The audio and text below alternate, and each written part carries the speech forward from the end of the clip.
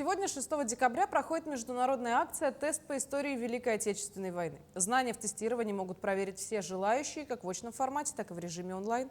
В Алдане одной из самых массовых площадок очного проведения акции стала гимназия. Насколько сложными оказались вопросы, участники поделились с нашими корреспондентами.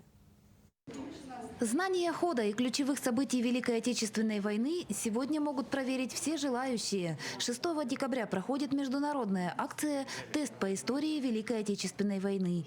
В России она проводится молодежными парламентами. В Алдане одной из площадок очного проведения акции стала гимназия. 43 человека у нас зарегистрировалось на очный этап. Площадка. Очень отрадно, что пришли у нас не только старшеклассники, но и некоторые родители, бабушки вот были, дедушка был. И основная часть ребят у нас будет участвовать сегодня онлайн. В этом году тест по истории Великой Отечественной войны приурочен ко Дню Героев Отечества, который отмечается 9 декабря.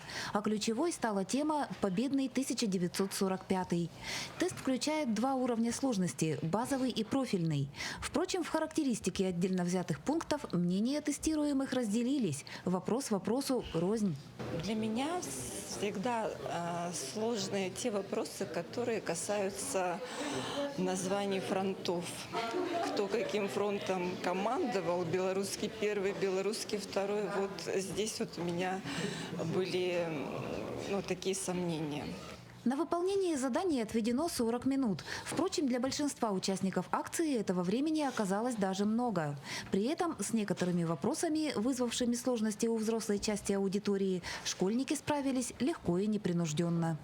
Тест довольно сбалансированно создан. Мне кажется, там не было такого сильного различия между тяжелыми вопросами и легкими. Там, в принципе, все на одном уровне, решал профильный. По словам участников, вопросы теста дали возможность вспомнить и повторить некогда усвоенный материал.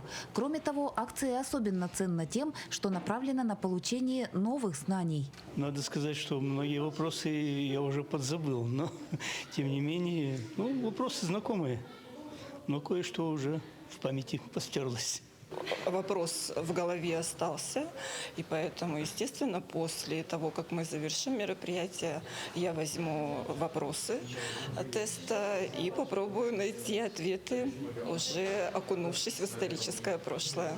Результаты тестирования очного этапа стали известны спустя 90 минут. Все присоединившиеся к акции получили сертификаты участников.